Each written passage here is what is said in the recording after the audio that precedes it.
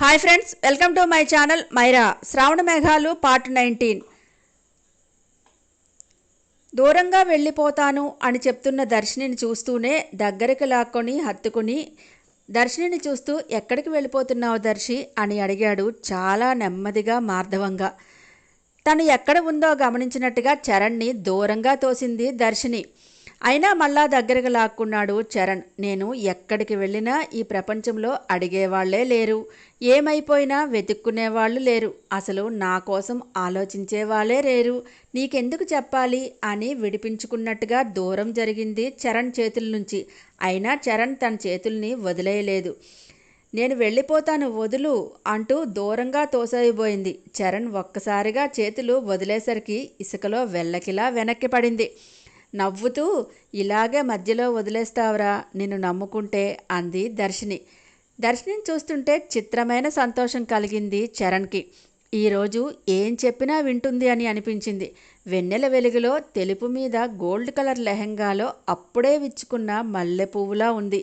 అంత చలిలో కూడా చిరు చెమటలు పట్టాయి మొహమంతా. పెదవులు మత్తులో తడిగా మెరుస్తున్నాయి.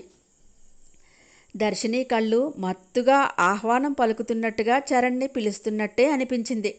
పడిన చోటే ఆకాశంలో చుక్కలు లెక్కబెడుతోంది. పక్కనే పడుకున్నాడు చరణ్. దర్శి, నన్ను వదిలి నువ్వు ఎక్కడికి వెళ్ళలేవు, నేను నిన్ను వెళ్ళనివ్వనుగా అన్నాడు దర్శిని చేతిని పట్టుకొని. ప్రామిస్రా, నిన్ను వదులుకోలేను అన్నాడు మళ్ళీ. నేను నమ్మనుగా అంది దర్శి మత్తుగా. ఎలా నమ్మించాలి అన్నాడు. ఎలా నమ్మిస్తావు అంది తిరిగి కొంటెగా. నేనంటే నీకు ఏ ఫీలింగ్ లేదు కదా, అయినా ఎవ్వరినీ దగ్గరికి రానివ్వవు కదా, నువ్వో పెద్ద పంజాబ్ షేరువు కదా అంది వెటకారంగా. నవ్వొచ్చింది చరణ్కి. గలగలా నవ్వేశాడు. నువ్వు ఎలా చెప్పినా నేను నమ్మను. నువ్వు ప్రేమ పిసినారివిరా, చాలా సెల్ఫిష్వి. నువ్వు నీ లోకమే తప్ప ఎవ్వరి అవసరం నీకు అవసరం లేదు. ఒక్కసారి ప్రేమలోకంలోకి వచ్చి చూడు, చాలా బాగుంటుంది. ఆ ఫీలింగ్ సూపర్. అన్నీ ఇచ్చిన దేవుడు నీకు ప్రేమనివ్వడం మర్చిపోయాడురా, నీకు ప్రేమించడం నేర్పలేదు. చాలా రోజుల తర్వాత దర్శిని అలా ఓపెన్ అవుతుంటే చాలా నచ్చింది చరణ్కి. దర్శిని మాటలు వింటే నవ్వొస్తోంది. ఆ చిలిపితనంలో కూడా మత్తులో కూడా మర్చిపోకుండా చక్కగా మాటలు పేర్చడం చూసి ఇంకా నవ్వుకున్నాడు. ఏంట్రా అలా చూస్తున్నావు? నీకు మాటలు అవసరం లేదు, నీ చూపులకే పడిపోతారు చాలామంది తెలుసా. అలా చూడకు, నా ప్రాణం ఎక్కడికో వెళ్ళిపోతుంది అంటూ చేతులు పైకి చూపించింది. మత్తులో ఉన్న సెటైర్లు వేయటం మానలేదిది అని అనుకున్నాడు చరణ్. నవ్వుతున్న చరణ్ని అలాగే చూసింది దర్శిని మళ్ళీ. ఎప్పుడూ ఇలా నవ్వుతూ ఉండరా, పండుగలా ఉంది నాకు, గారంగా బొగ్గలు రెండూ లాగుతూ అంది. నువ్వు చెప్పేదేనా, నేను చెప్పేదేమైనా వినవా, నమ్మవా అన్నాడు చరణ్. నన్ను నమ్మించాల్సిన అవసరం నీకేముందిరా అయినా అంది దర్శి. హాయ్ మేరీ జాన్, నిన్నెలా నమ్మించాలో నాకు తెలుసు కదా అంటూ వెంటనే పక్కకు తిరిగి మోచేతిపై తల ఆంచుకొని మరొక చేత్తో దర్శిని నడుం చుట్టూ చేయి వేసి దగ్గరికి లాక్కున్నాడు చరణ్. ఒకరి ఊపిరి ఒకరికి వెచ్చగా తగులుతోంది. జాన్, నేను చెప్పేది విను. అందమైన నీ నుదుటి మీద అల్లరిగా అడ్డుపడే ఈ జుట్టు సాక్షిగా నువ్వంటే నాకిష్టం అంటూ ముద్దు పెట్టాడు నుదుటి మీద. కోపంగా చూసే నీ కళ్ళ సాక్షిగా నువ్వంటే నాకు మరీ మరీ ఇష్టం అంటూ కళ్ళ మీద 2 ముద్దులు కురిపించాడు. నేను చెప్పే మాటలు వినటానికి సిద్ధమైన నీ చెవుల సాక్షిగా నువ్వంటే నాకెంతో ఇష్టం అంటూ ఒక చెవిని చేత్తో మూసి మరో చెవిలో ముద్దిచ్చాడు. ఆ ముద్దు మెదటికి చేరి మరింతగా అల్లరి పెట్టింది దర్శినిని. ఇదిగో ఇలా నేను ముద్దు పెట్టినప్పుడు ఎర్రబడే నీ చెక్కిళ్ళు సాక్షిగా నువ్వంటే నాకు మరీ మరీ ఇష్టం అంటూ తన పెదవులతో మత్తుగా చెక్కిలిపై రాశాడు. దర్శినికి గుండె కొట్టుకునే వేగం పెరిగినట్టయింది. నా మీద కోపంతో ఎర్రబడే ఈ ముక్కు సాక్షిగా నువ్వంటే నాకిష్టం అంటూ ముక్కు చివరన ముత్యం లాంటి ముద్దుని ఇస్తూ చిన్నగా మునిపంటితో కొరికాడు. జీతూ అంటూ ప్రేమగా పిలిచినందుకు ప్రేమగా చెప్తున్నా, నువ్వంటే ఎంతో ఇష్టం నాకు అంటూ నాలుకతో చిన్నగా పెదవుల్ని రాస్తూ మునిపంటితో చిన్నగా పట్టుకున్నాడు. అక్కడి నుంచి కిందకి దిగి, నేను తాళి కట్టబోయే ఈ మెడ సాక్షిగా చెప్తున్నా, నువ్వంటే ప్రాణం నాకు అంటూ వేలితో మెల్లగా మెడంతా నిమిరాడు. దర్శినిలో ఊపిరి వేగం పెరిగింది. కళ్ళల్లో మైకం లాంటి మైమరుపు చేరింది. కంఠం మీద నుంచి కిందకి దిగుతున్న చరణ్ చేతిని పట్టుకొని ఆపేసింది. నవ్వుకున్నాడు చరణ్. నీ కళ్ళు కోపంగా చూస్తున్నా, నీ పెదవులు నన్ను తిట్టుకుంటున్నా, నాకై ఎదురు చూసే నీ హృదయం సాక్షిగా నువ్వంటే నాకిష్టం అంటూ గాఢంగా ముద్దు పెట్టాడు హృదయం మీద. అంతవరకు తనను తాను సర్దుకోలేక సతమతం అవుతున్న దర్శిని జీతూ అంటూ గాఢంగా హత్తుకుంది చరణ్ని. చరణ్లో కూడా ఎక్కడో చిన్న నమ్మకం కలిగింది దర్శిని తనతోనే ఉంటుందని. తాను దర్శిని విషయంలో ఒక నిర్ణయానికి వచ్చిన తర్వాత చాలా రోజుల తర్వాత తనకు తానుగా ప్రేమగా దగ్గరికి రావటం, అలా ముద్దుగా పిలుస్తుంటే చాలా బాగుంది. కామిని పెళ్లికి వచ్చినప్పటి నుంచి తనలో ఏదో బాధ గమనిస్తూనే ఉన్నాడు. ఈ రకంగా అయినా బయటపడాలనే తనని డ్రింక్ చేయమని ఆఫర్ చేశాడు. కానీ అనుకోకుండానే దూరంగా వెళ్ళిపోతున్నానంటూ దర్శిని చెప్పడం బాధ కలిగించింది. అంటే నిజంగా తన నుంచి దూరంగా వెళ్ళిపోవాలనుకుంటోందా? ఆ క్షణమే నిర్ణయించుకున్నాడు దర్శిని వెన్నంటే ఉండాలని. ఇంకా దగ్గరగా హత్తుకున్నాడు. ఎందుకురా అప్పుడప్పుడు ఇలా దగ్గరకొచ్చి లేనిపోని ఆశలు పెడతావు నాలో అంది చరణ్ మొహాన్ని 2 చేతుల్లోకి తీసుకొని కళ్ళల్లోకి చూస్తూ.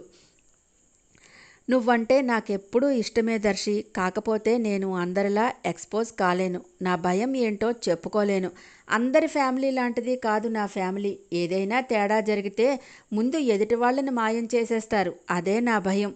అందుకే ఎవరి విషయంలోనూ ముందుకు పోలేక ఒంటరిగానే నిలబడిపోయాను. నువ్వు పరిచయం అయ్యాక నా భయం మరి కాస్త పెరిగింది.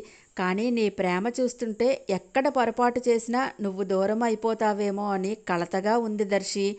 మనసులో అనుకుంటున్నట్టుగా చెప్పుకెళ్ళిపోతున్నాడు చరణ్. ఈ విషయం బయటికి రాకుండా మన జీవితాలు సెట్ అయిపోతే బాగుండుండ్రా దగ్గరగా హత్తుకొని మెల్లగా స్పష్టంగా చెప్తున్నాడు చెవిలో. దర్శిని వింటుందా లేదా అని చూస్తున్నాడు మధ్య మధ్యలో. ఏమర్థమైందో తెలియదు కానీ రెప్ప వేయకుండా చరణ్ని అలాగే చూస్తోంది. చూపులతోనే అందరినీ పడేస్తావు. ఈ చూపులకే పడిపోయారా చాలామంది అంది దర్శిని. ఏం లాభం, నువ్వు మాత్రం పడలేదుగా అన్నాడు చరణ్. నీకొకటి తెలుసా, నేనెప్పుడో పడిపోయానురా నీకు. మొదటి రోజు నిన్ను ఇన్స్టిట్యూట్లో చూశాను చూడు, సైన్ చేస్తుండగా రిసెప్షన్ దగ్గర. అక్కడే ఫుల్ ఫ్లాట్. ఇంత అందంగా ఉన్నాడేంటి వీడు, రోజు అందంగానే తింటున్నాడా అన్నం మానేసి అనుకున్నా. కానీ నీ వైపు నేను ఎప్పుడు చూసినా అడుగులు వేసినా నువ్వు 2 అడుగులు వెనక్కే వేశావు. ఎప్పుడూ నీకు మాట్లాడడం రాదని తప్పించుకున్నావు. అందుకే మీకందరికీ దూరంగా వెళ్ళిపోతున్నా. ఎప్పుడైనా నేను గుర్తొస్తే మొహం ముడుచుకోకు జీతూ. అలా తనని దూరం చేస్తున్నట్టు మాట్లాడుతుంటే బాధనిపించింది చరణ్కి దర్శిని మాటలు వింటుంటే. మంచి ఫ్రెండ్ కామిని జీవితంలో కావలసినవన్నీ గెలుచుకొని కోరుకున్న వాడి చేయి పట్టుకొని దూరంగా వెళ్ళిపోతుంది. అదృష్టవంతురాలు కదరా అది. థ్యాంక్ గాడ్ నాకెవరూ లేరు అంతలా ప్యాంపర్ చేసేవాళ్ళు అంది దర్శిని. దర్శి నాకెప్పుడూ చెప్పలేదే నన్ను ఇంతలా కావాలనుకుంటున్నావని అన్నాడు ఇంకాస్త దగ్గరగా లాక్కొని. నిన్ను చూస్తే నేను నాలా ఉండలేను జీతూ. నీ హైట్ చూస్తూ నీ పక్కన నేను ఎంతున్నానో చూసుకోవాలని అనిపిస్తుంది. నీ కళ్ళల్లోకి చూస్తూ నన్ను నేను ఎన్నిసార్లు మర్చిపోయానో తెలుసా. అందంగా నీ నుదుటి మీద పడే ఈ జుట్టు ఉంది చూడు, దాన్ని అలా అల్లరిగా చెరిపేయాలనిపిస్తుంది. ఆ రోజు మనిద్దరం పెళ్లి చేసుకుంటామని అన్నప్పుడు ఆ మాట నీ నోటి నుంచి వినాలని లేని కోపాన్ని తెచ్చుకొని నీ రూమ్ దగ్గరికి వచ్చాను. నువ్విచ్చిన ముద్దుకి నా ప్రపంచమే నువ్వైపోయావు. ఇక్కడ భద్రంగా దాచుకున్నారా నీ జ్ఞాపకాన్ని. అది చాలదు ఈ జీవితానికి. ఎవ్వరికీ నేను అవసరం లేదు. ఎవ్వరు చెప్పినా వినేది లేదు. వెళ్ళిపోవాలని అనుకుంటున్నాను, వెళ్ళిపోతాను అంతే అంది దూరంగా జరిగిపోతున్న దర్శినిని. ఆగమన్నానా అంటూ దగ్గరగా లాక్కొని మెడ చుట్టూ చేతులు వేసి పడుకుంటూనే ఏదేదో కలవరిస్తున్నట్టుగా మాట్లాడుతున్నాడు చరణ్. దగ్గరగా హత్తుకొని నిన్ను పోనిచ్చేది లేదు దర్శి. నీ సేఫ్టీ కోసమే దూరం పెట్టాను. కానీ నువ్వే నాకు దూరం అయిపోతే ఇంకా ఇలా మౌనంగా అయితే ఉండలేను. నీ వెంటే నేను, నాతోనే నువ్వు ఇక నుంచి అంటూ హత్తుకొని అలాగే పడుకున్నాడు. దర్శినికి కూడా చరణ్ స్పర్శ చాలా నచ్చినట్టుగా తల మీద చేయి వేసి ప్రేమగా నిమురుతూ ప్రశాంతంగా కళ్ళు మూసుకుంది. ఈ వాతావరణం, ఈ నిశ్శబ్దం, నువ్వు ఇలా మనసు విప్పి నాతో మాట్లాడడం నాకు చాలా బాగుంది దర్శి. చల్లని ఏటిగాలి ఇద్దరినీ సేద తీరుస్తోంది. వెన్నెల వాళ్ళిద్దరి మీదే కురుస్తున్నట్టుగా ఉంది. 2 మనసులు హాయిగా ఊసులాడుకుంటున్నాయి. ఆ క్షణమే నిర్ణయం అయిపోయింది చరణ్కి. ఏదైతే ఇన్సెక్యూర్డ్గా దర్శిని ఫీల్ అవుతోందో దాని నుంచి దర్శినిని దూరం చేసి తన దగ్గరే ఉంచుకొని ఆమెకు కావాల్సింది తానే ఇవ్వాలని అనుకున్నాడు చరణ్. చరణ్ తీసుకున్న నిర్ణయము మంచిదేమో కానీ ముందు ముందు ఎలాంటి ఇబ్బందులు కలుగుతాయా అని ఆ క్షణం చరణ్ అస్సలు ఆలోచించలేదు. కళ్ళు మూసినా కళ్ళు తెరిచినా దర్శిని మాటలు, దర్శిని రూపమే కనబడుతోంది చరణ్కి. ప్రేమించటానికి ఇద్దరు మనుషులు, రెండు మనసులు చాలు, కానీ విడిపోవటానికి ఒక్కరు అనుకుంటే చాలు. కానీ చరణ్ ఎట్టి పరిస్థితుల్లోనూ దర్శినిని వదులుకోవాలని అనుకోవటం లేదు. ఒక్కసారి దర్శిని దూరం అయిపోతుందేమో అనుకుంటేనే తన మనసు పడే బాధేంటో అర్థమైంది. అందుకే అన్నీ దర్శినితో పంచుకోవాలని అనుకున్నాడు. దగ్గరగా తీసుకొని తాను చెప్పాలనుకున్నవన్నీ చెప్పేస్తున్నాడు దర్శిని హృదయం మీద తలపెట్టుకొని. దర్శిని విందో లేదో కూడా గమనించలేదు. కానీ మత్తు వదిలితే దర్శినికి తన మాటలు గుర్తుండవని కూడా తెలుసు. అయినా కానీ ఎంతో కాలంగా మనసులో ఉన్న మాటలన్నీ ఎవరితోనైనా చెప్పుకోగలగాలి. అలా చెప్పుకునే స్వేచ్ఛ చరణ్కి దర్శిని దగ్గరే ఉందని అనిపించింది. దగ్గరైన స్నేహితులు ఉన్నా కానీ కొన్నిసార్లు అన్నీ చెప్పుకోలేకపోయాడు. ఎప్పుడైతే దర్శినిని హక్కుగా ఫీల్ అవుతున్నాడో అప్పుడే తన మనసులోని మాటని ఆమెతో విన్నవించుకున్నాడు. మత్తు దిగి తెలివిలోకి వస్తే అంతా మర్చిపోతుందని తెలుసు. అయినా మత్తులో ఉన్న నెచ్చెలితో మనసైన వాతావరణంలో మనసులో మాటను పంచుకుంటూ భారాన్ని దించుకున్నాడు చరణ్. ఎంతసేపు గడిచిందో తెలియలేదు. కమల్ ఎక్కడున్నావంటూ కాల్ చేస్తున్నాడు చరణ్కి. రింగ్ అవుతున్న ఫోన్ తీసి కమల్ కాల్ని అటెండ్ చేసి, వచ్చేస్తున్నా కమల్, అందరినీ గ్యాదర్ చేయి అంటూ కాల్ కట్ చేశాడు.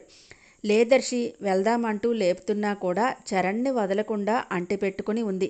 బలవంతంగా లేపి నడిపించుకుంటూ తీసుకువచ్చాడు. అందరి పరిస్థితి అలాగే ఉండటంతో కమల్, చరణ్ ఇద్దరూ కలిసి అందరినీ జాగ్రత్తగా హోటల్కి చేర్చారు. అమ్మాయిలందరినీ రూమ్లో పడుకోబెట్టి అబ్బాయిల్ని కూడా వేరే రూమ్స్లో పెట్టి జాగ్రత్తగా లాక్ చేశారు.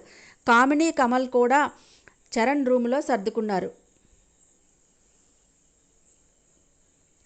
ఇలా డ్రింక్ చేసి ఇంటికి వెళ్తే పెద్దవాళ్లతో చీవాట్లు తినాల్సిందే అని చరణ్ రూమ్లోనే ఉండిపోయారు కమల్, కామిని.